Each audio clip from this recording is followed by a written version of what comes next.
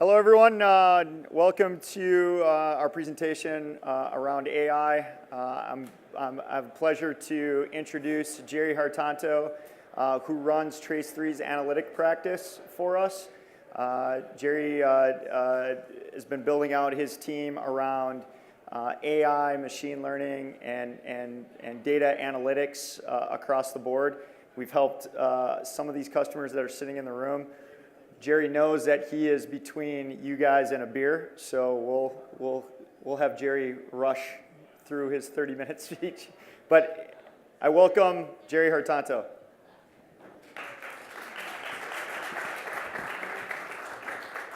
Thanks, Josh. First of all, congratulations to everybody to make it through to the second day alive. Done really well on that. And thank you for coming here to listen to us. Especially given that you could have taken the time off and rested up for tonight's festivities. So appreciate you guys coming. All right, so this is not going to be a kind of AI 101 or anything. We're going to focus specifically around AI operationalization.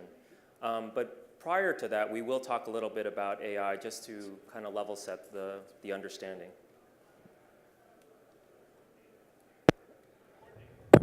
All right, so this is the content that I was hoping to go through, if you guys are all right with it. One is we'll just talk about what is AI and what's model ops and why should we even care about it. Then we'll get into the meat of it, which is how do you actually operationalize the models.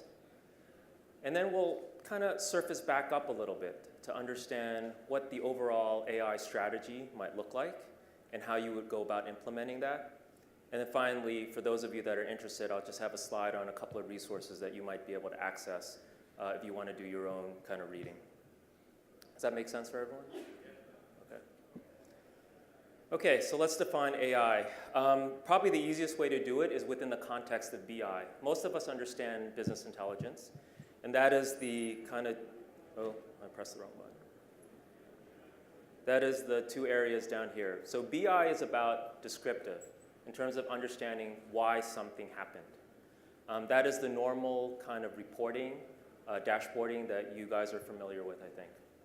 It's also about diagnostic, to try to do some root cause analysis to understand why something happened. Now let's extend that to what we call AI or machine learning or deep learning.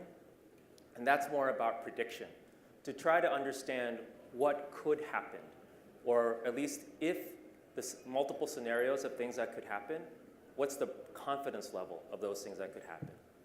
And prescription is then the next step to say, how do you make that thing happen? How do you optimize a very specific parameter? So let's take an example. Let's say you've got your GPS. You've driven around town or wherever you needed to go, and now you want to go find out, okay, what happened? What's the descriptive analytics? That's going to tell you, well, it took me, or it took you, 3 minutes or 10 minutes or 20 minutes to get from point A to point B. You used up this many number of gallons of gas, and you drove this many number of miles. That's kind of the descriptive part. The diagnostic is to say, why did it take you that long? Oh, there was an accident on Route 5, or this particular light just took a long time. So that's to kind of understand why that thing happened. The prediction then would go on to say, well, if you wanted to go from point A to point B, how long could it take you to get there? Right? So when you plug it into your GPS, it'll say, looks like it's going to take you 30 minutes or whatever. And then the prescriptive analytics is to say, hey, if I want to optimize a specific parameter, like time, I want to minimize my time, or I want to minimize the amount of gas that I use, how would I go about doing that? And it plots out the route for you. So hopefully that kind of all makes sense in that context. Let's take it one step further into a business context. So let's say you want to understand your customer base. And the first question that comes to mind is, who are my most profitable customers? That's pretty straightforward. We do a database query, we'll look at our GPs, and we can kind of sort through that. If you then want to say, okay, why are they the most profitable? What's different about them? That could again be another database query, and you're looking at your different parameters, like their age, some of their other demographics, how many kids they have, et cetera. So all of that is kind of the normal traditional BI kind of stuff. Of course, all of that is kind of us looking at it as a human being. And if we want to really find out if there's a real statistical difference between one group or another, that's when we would hire a statistician. And they would go and do the ANOVAs, the p-values, and all those other kind of fancy metrics to really understand if there is a statistical significance.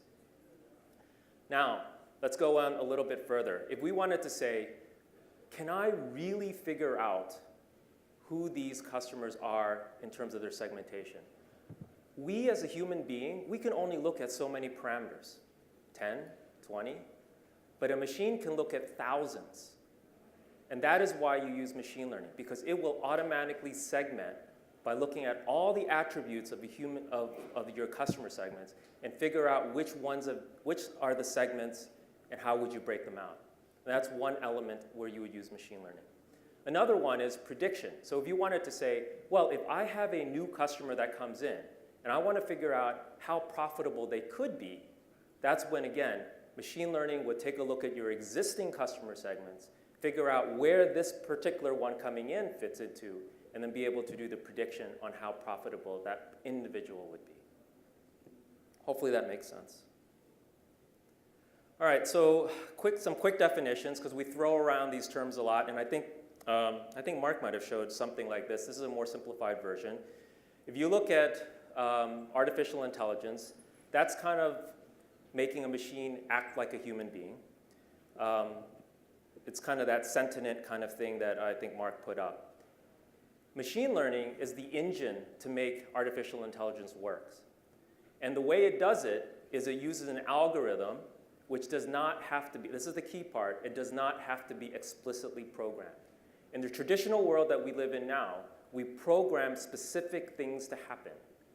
With the machine learning, that idea goes out the window. The idea is that you show it lots of data, lots of examples, just like a kid. You don't have to tell a kid how to do specific things. It learns by watching the world. It starts to formulate its own algorithm of what to do. And then when it's shown new things, it will generalize based on those examples and figure out how to do those things. That's probably the easiest way I can explain machine learning. It's just like a kid learning. Now, the difference between machine learning and deep learning is in that machine learning, you have to tell the machine very specific attributes of what to look for. In deep learning, so in the case of a child, for example, you might have to say, hey, kid, look, there's a floor there. Be careful of what you walk through it. There's a chair there. Be careful of how you navigate through that, et cetera. You have to tell it those specific things. The concept with deep learning is you don't have to tell it anything. You show them the whole room, and it's going to take it all in, and it's going to figure out on its own what are the most important attributes. Clearly, deep learning is advantageous from that point of view, but it requires a ton of data, a lot more data, and it requires a lot more processing. So there's a disadvantage to that as well. You wouldn't always use deep learning for your solutions. There are times where you would use machine learning. The other thing to note here is that artificial intelligence are of two kinds. There's what we call artificial general intelligence and artificial narrow intelligence. Artificial general intelligence is kind of the robot kind of stuff, right? iRobot, the movie AI, it's kind of that stuff, which is like multiple years down the road. Most of the time, what we use for business is what we call artificial general intelligence. And the focus there is that the machine is doing a very specific narrow thing, like figuring out customer segmentation or customer profitability. All right, I think one last thing about generalities here. We throw in the terminology of things called models and algorithms and data. There's a thing called hyperparameters, which I won't touch on right now, but let me just explain to you how these things kind of fit. So the model is what we eventually end up with when we use our data scientists or we use our tools to create this thing called a model. The way you create that model is that you have an algorithm. Again, the algorithm is that method of doing something that doesn't have to be explicitly programmed. And it uses the data. I can't stress enough to you how important the data is. Here's what I mean. Take the example of a child. That child is, call him an algorithm for now. And you put that child into an environment where they are stuck with not a very nice family. This family steals, they cheat, they lie, they beat each other on the head, all that stuff. That child is going to grow up thinking that's the way the world is. They're going to do it, and that's how they're going to behave. Take the same child and put him into an environment which is very loving. They value education and sports, extracurriculars, speech and debate, blah, blah, blah, blah, all that stuff. And that child now is going to grow up thinking that's the way the world is. The same child, depending on what data you expose them to, is going to grow up very differently. And that's the way that the algorithms work. That will come in handy. So keep that concept in mind because it'll come in handy later on when we talk about operationalization. Oh yeah, one last thing. So the whole point of this, why do we care, is one simple reason. Make better, faster decisions. That's it. Business is all about resource allocation and figuring out what do I do with the limited resources that I have. And most of the time, we use our experience, we use our intuition, we use our past. All of that comes with bias. And again, like I said, we can't figure out all the factors that are in our heads. So we let the machine do it because they can look at thousands of factors. Obviously, it can do it a lot faster than us. We can even automate it to the point where the machine can make the decisions on its own.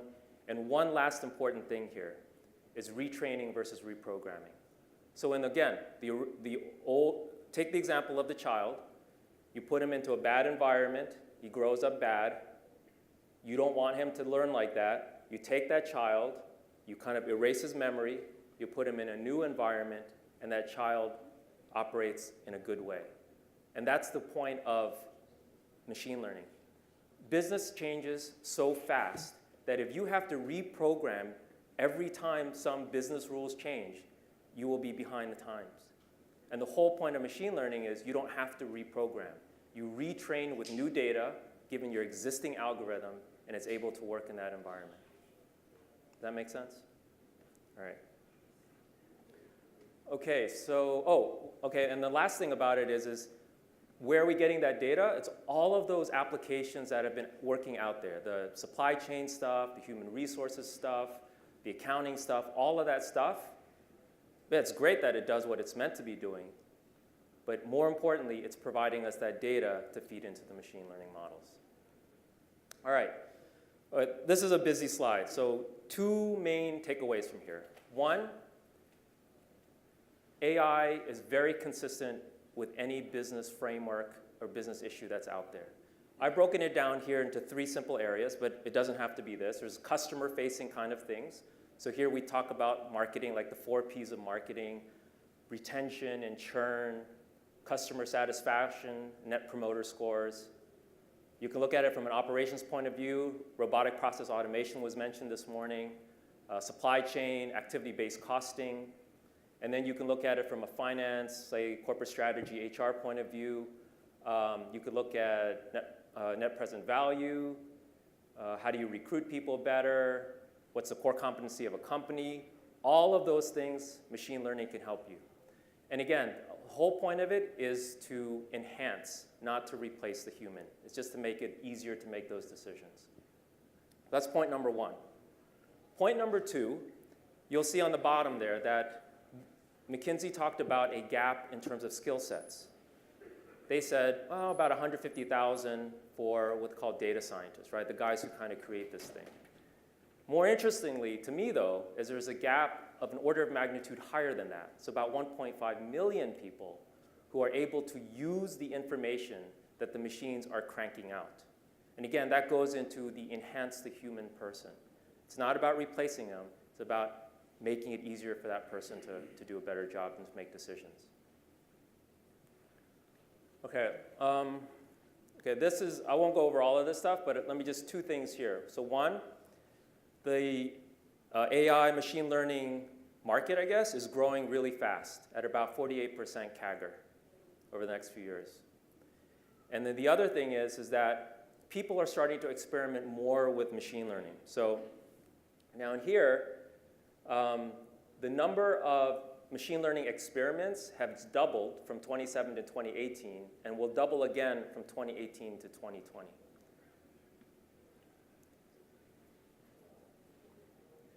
Okay, so let's talk about model ops. So let's assume for a moment that you've built out your machine learning model and it's working the way that you expect it to work, at least as best as you can get it. And now you have to maybe put it out into operationalization. Why do you have to do that? Because if you don't do that, you'll never get any return on investment on this thing.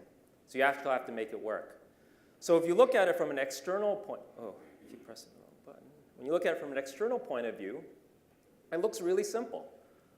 You feed in a lot of data, which we call features. You feed in the data, the model does its work, and then it puts out a score. Done. So doesn't sound very hard, doesn't look very hard. So let's look a little bit deeper into this thing. You develop the model, and you're tracking what's going on with that model, and you have the pipelines. The pipelines are the way that you transform the data so that it fits to the model that you're trying to work with. And then you go operationalize it. What does that mean? That means you integrate it into the workflow, your existing operational workflow. You track it again, and then you monitor it to see how well it's doing. And then if necessary, you go to retrain and you redevelop. Yet, even though that doesn't look so hard, and even knowing that this statistic here, that a successful AI early adopter is having profit margins of 3 to 15% more than the industry average, we see these things. Number one, only 20% of companies have adopted AI, at least in a big way. Number two, out of 160 surveyed AI use cases, only 12% of them have been operationalized. Very small number. And number three, it takes more than 52 days to operationalize these models by hand. So clearly, it's not as easy as we think. Let's look a little bit deeper into that. All right, so these are some of the issues that they face. Number one,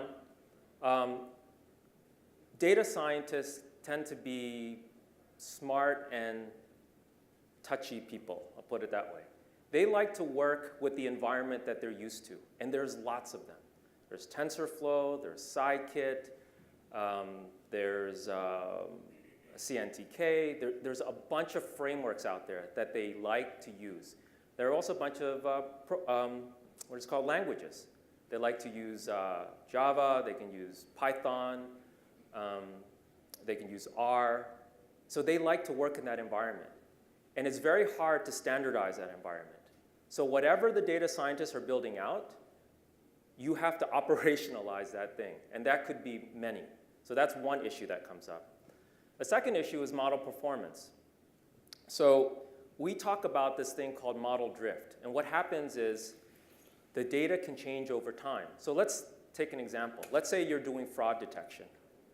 You figured out, okay, these people are doing fraud. You now put in your model, and you put in your model to detect that fraud. Well, guess what's going to happen? The fraudsters are going to change their behavior. And now the data that you have coming in into your model has changed.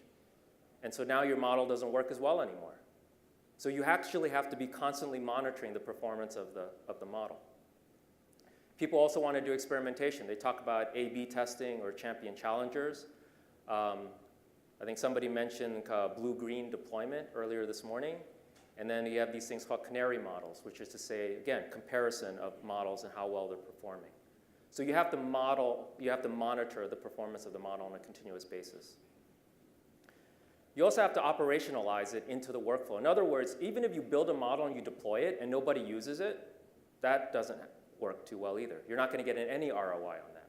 So somehow you have to integrate that into the workflow that your existing people on the floor are using.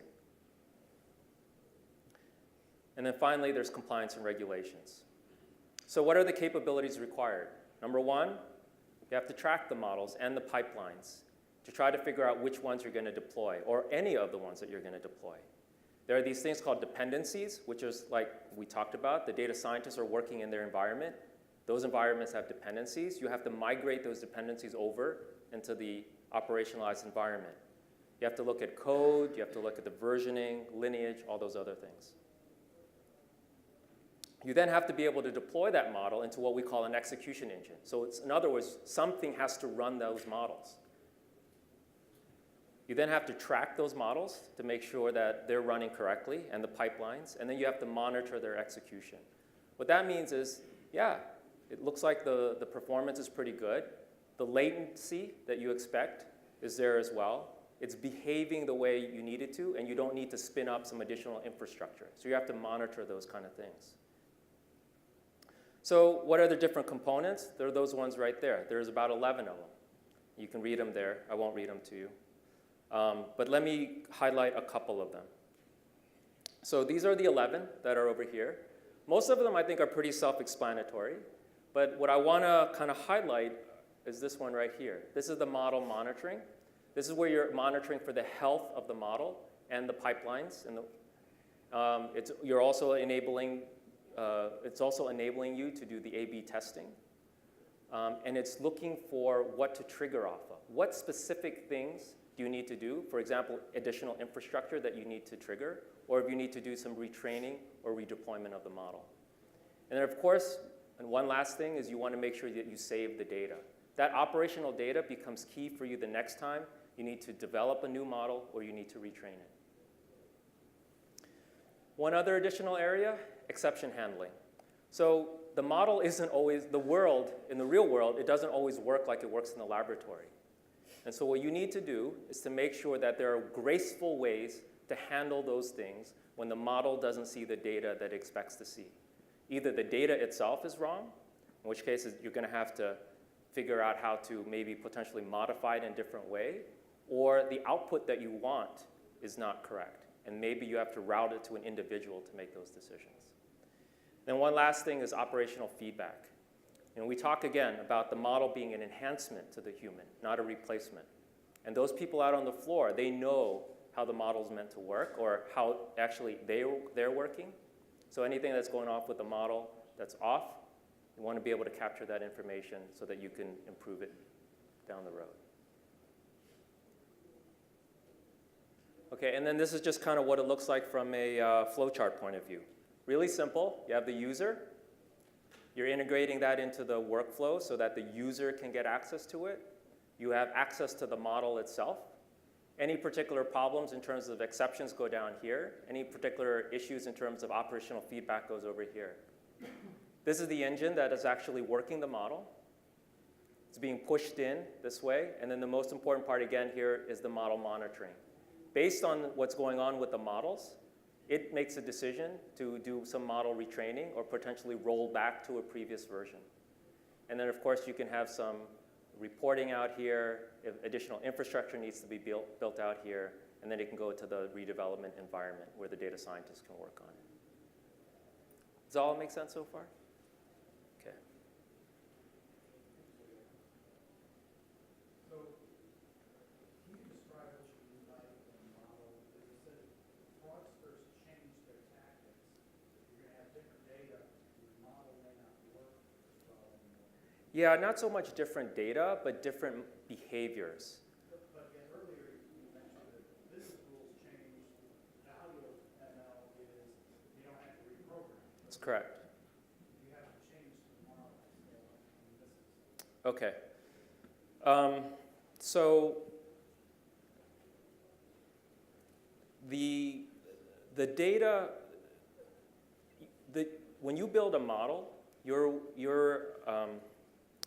let me think of an example here.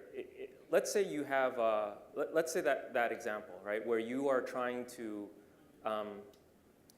okay, I think I understand what your issue is. Let's say in that example where you are trying to figure out how to stop people from doing some kind of fraud, right? So in the old world, you would say, hey, look for these type of quote unquote signatures, right? They are doing these specific things. And then you put in something in place to try to stop that. Well, once they figured out that you're stopping that, they're going to try something else to get around that. And now you've got to build out new rules, right? Because now you've got to adapt to those new rules that they're trying to do. So your signature changes, and you've got to have to put in those new things. Well, with the idea with the machine learning model is you build it out the first time. Again, you're detecting, let's say the first time you detect those things. Now they're going to change their behavior again, right?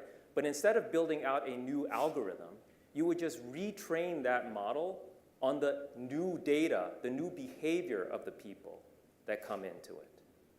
Oh, so what you're saying is because they're changing their tactics, you don't have enough data coming in. Initially, To learn, so you're going to retrain it. Correct. force it to learn by having samples. Correct. You gather that information and then you retrain it and then you send it back out again, as opposed to having to rewrite the code. Okay, so I've got 5 minutes left. Let's talk about let's surface back up. I think we've talked about operationalization to a certain degree here that's understandable. Let's surface back up to the whole AI strategy piece of things. So we've built out a framework, and it kind of looks like this. It's really simple, actually. And then we'll go down one level deeper, maybe. So the way that we look at it is it starts with data management, which is all the normal data stuff that you do, right? You prep it, you ingest it, you gain access to it, all that normal stuff. And then you go into the model building part of it, or the analytics development.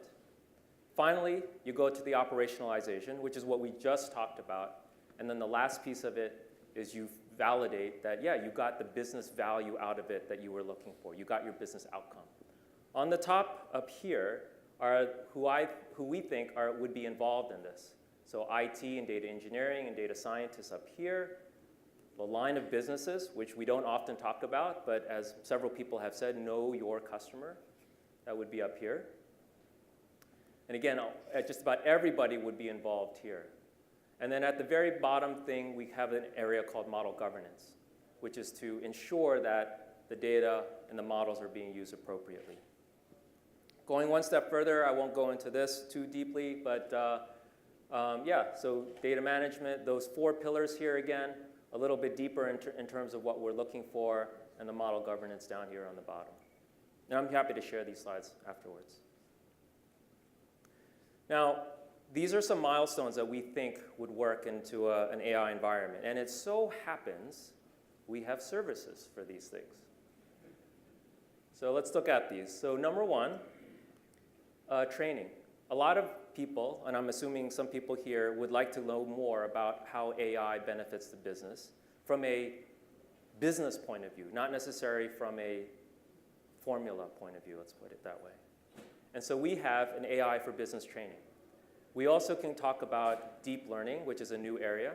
And so we have we're aligned with NVIDIA to do a Deep Learning Institute training. So after you do the training, or maybe you don't even need it, it's up to you. But then the best thing to do is to build out use cases. Like a lot of people said, and I can't remember who spoke, but it's specifically around building small POCs and small MVPs rather than try to build out a whole program. We're a big subscriber to that because it's your data, it's your environment, and we got to make sure that these algorithms work in there. So that's kind of another set of things that we do here, which is we build out the workshop, we do the POCs, and then we'll try to operationalize it in a small scale for you. And then finally, or not quite finally, but we have an AI solution at scale. So let's assume that in your environment you decide this thing could really work, and I want to build it out bigger. That's what this thing is for. So we can do it at scale where you can have multiple data scientists building out multiple models simultaneously, all in a way that's reusable and repeatable so that you can get some scale out of that. And then, of course, we will operationalize it. And then the very last thing is if you have data scientists and they are struggling with very specific problems, we have our own data scientists that can help in using state-of-the-art algorithms to solve those things. All right, real quick here, some what I'll call misconceptions. So number 1, a lot of people think like you have to do BI really well first before you do AI. And again, these are just my own personal opinions. I don't think that's necessarily the case. The whole point with doing AI is you can take a, again, very small proof of concept with limited data, and we can prove whether something is there or not, whether there's signal in all of that data or not, and whether it will work, it will get you the business outcome you're looking for. Secondly, you need to hire data scientists first. No, that's kind of why consultants exist, number one. And so we can help in that thing. Again, small proof of concept, time boxed, and also budget boxed.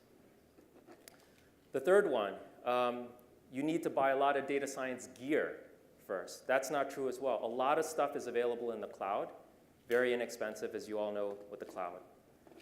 The fourth one, you need gobs of data. Partially true. For deep learning, you do need gobs of data. And even then, we've been able to do deep learning with a small amount of data. For machine learning, you don't need lots of data. So we can help you prove that. SMEs need to be, you need to involve SMEs. That's the next one. But you don't need, but again, using us, using our methodology and our capabilities around business, we can help in that environment too, so we wouldn't use up all of your SME's time. And data science is just a big science experiment. Again, yes and no. It can be a big science experiment if you don't focus on the right use cases and ensuring that you get your business outcomes. So that's kind of what we're trying to do.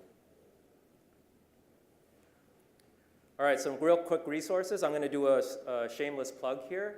InfoWorld published, well, they call it this, which is everything you need to know. I don't think it's quite everything you need to know. But this is something I wrote. You can download it from their site, and it will do kind of an AI 101 for business at the high level. There's also lots of courses and books here. Andrew Ng's course is really popular. It's free.